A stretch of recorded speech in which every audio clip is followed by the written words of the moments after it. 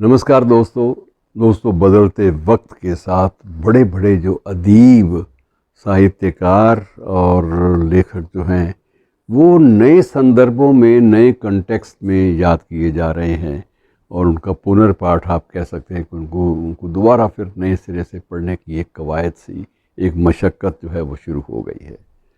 कहाँ अल्लामा इकबाल शिखर के शायर और अपने वक्त में खुदी को कर बुलंद इतना कि हर तकदीर से पहले खुदा बंदे से खुद पूछे बता तेरी रज़ा क्या है। ऐसी मकबूल शायरी और ऐसी प्रेरणास्पद शायरी लिखने वाले कहने वाले इकबाल के बारे में अब एक नई किताब आई है मित्रों, बड़ा दिलचस्प, उसका ज़िक्र मैं करना ज़रूर चाहूँगा।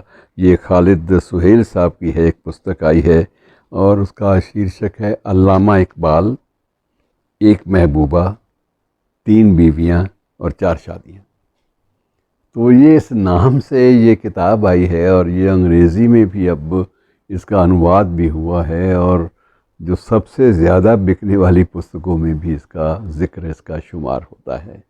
मित्रों, इकबाल के बारे में एक बात तो ज़रूर है कि इकबाल के बारे में अंतर्विरोध उनकी ज़िंदगी का एक हिस्सा रहे हैं। कहाँ लब पे आती है दुआ बन के तमन्ना, ये ऐसे तराने लिखने वाले और सारे जहाँ से अच्छा हिंदुस्तान हमारा। अभी हाल ही में आपने नोट किया होगा कि हमारे प्रधानमंत्री फ्रांस की यात्रा पर गए तो वहाँ पर जो उनको सरकारी रूप से जो एक परेड उनके सामने प्रस्तुत हुई उसमें भी ये तराना जो है ये भी बैंड पर बजाया गया, सारे जहाँ से अच्छा हिंदुस्तान हमारा, हम बुलबुलें हैं इसकी, ये गुलिस्तान हमारा। तो इतना लोकप्रिय शायर जो किसी न किसी रूप में हमारे जहन पर सवार रहा है और आज भी है, उसके बारे में जब ये सोचते हैं कि जब ये सामने तथ्य आते हैं कि इसने 1930 में मुस्लिम लीग के अधिवेशन में बाकायदा अपने अलग मुल्क, मुसलमानों के लिए अलग मुल्क का जो प्रस्ताव था, जो प्रस्तावित पाकिस्तान बाद में इस रूप में सामने आया, इसका प्रस्ताव पेश किया था औपचारिक रूप से। लेकिन कई बार ये भी होता है कि हम लोग किसी भी व्यक्ति को, किसी बड़े व्यक्ति को कुछ लिबर्टीज़ नहीं देते, उसका मूल्यांकन अपने ही ढंग से करना चाहते हैं। इकबाल की अपनी मजबूरियां वैचारिक धरातल पर भी थी, उसकी जो स्टडीज़ हैं, उसके जो शोध कार्य हैं, बहुत सारे जो इस्लाम के ऊपर आधारित हैं, अब उनसे हम उसको मुक्त करके अलग से उसका एक संस्करण नया निकालना चाहें तो वो भी मुमकिन नहीं होता। जो चीज़ें अच्छी हैं उसमें अध्यात्म भी है, उसमें फ़लसफ़ा है, दर्शन है, उनकी चीज़ों को आप उभारिए तो कितना अच्छा लगता है। अब स्वामी राम तीरथ के साथ उनकी जो दोस्ती के जो किस्से हैं वो गज़ब के किस्से हैं, वो संदर्भ भी ऐसा है। और इनके अलावा लाला हरदयाल के साथ, लाला हरदयाल हमारे प्रख्यात हिंदू विचार क्रांतिकारी, वो इकबाल के स्टूडेंट भी थे और फ़िलासफ़ी का सब्जेक्ट उन्होंने जब पढ़ा था लाहौर के गवर्नमेंट कॉलेज से, तो उस वक्त इकबाल वहाँ फ़िलासफ़ी पढ़ाया करते थे और वो उसी तरह से एहतराम करते थे जिस तरह से एक उस्ताद का एक शागिर्द करता है।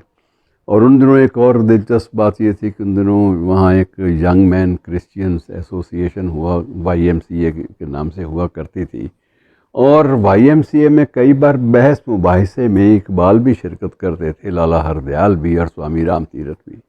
और किसी बात पर ज़्यादा जब बात बढ़ गई तो उसके बाद लाला हरदयाल ने अलग से यंग मैन इंडियन एसोसिएशन के नाम से एक अलग संस्था बना ली, एक अलग क्लब का गठन किया और उस क्लब के बैनर के तले भी जो चर्चाएं हैं बड़ी अच्छे ढंग से होने लगीं।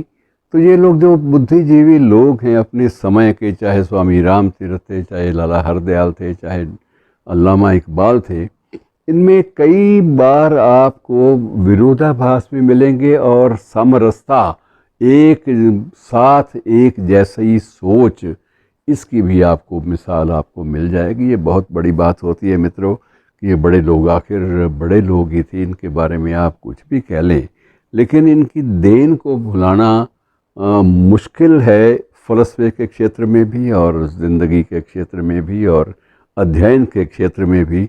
इकबाल की वो आप खुदी को कर बुलंद इतना तो शेर एक मुहावरा ही बन गया, लेकिन उसके अलावा तू शाही है परवाज़ है काम तेरा, तेरे सामने आसमां और भी हैं। तू शाही है परवाज़ है काम तेरा, तेरे सामने आसमां और भी हैं। या फिर दूसरी वो एक नज़्म का हिस्सा देख लीजिए कि तू है मुहीत बेकरां, कि तू है मुहीत बेकरां, मैं हूँ ज़रा सी आबजू। तू है मुहीत बेकरां, मैं हूँ ज़रा सी आबजू। या मुझे हम किनार कर, या मुझे बेकिनार कर। और बागे बहिश्त से मुझे हुक्म सफ़र दिया था क्यों, कि बागे बहिश्त से मुझे हुक्म सफ़र दिया था क्यों। कारे जहाँ दराज है अब मेरा इंतज़ार कर।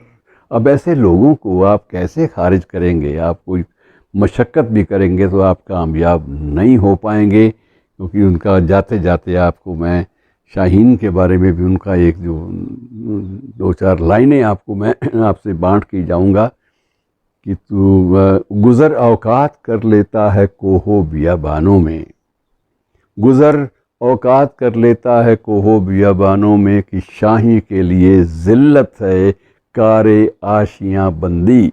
गुज़र औकात कर लेता है कोहो बियाबानों में, कि शाही के लिए ज़िल्लत है कारे आशियाँ बंदी। तेरे आज़ाद बंदों की न ये दुनिया न वो दुनिया, यहाँ जीने की पाबंदी, यहाँ मरने की पाबंदी, वहाँ जीने की पाबंदी।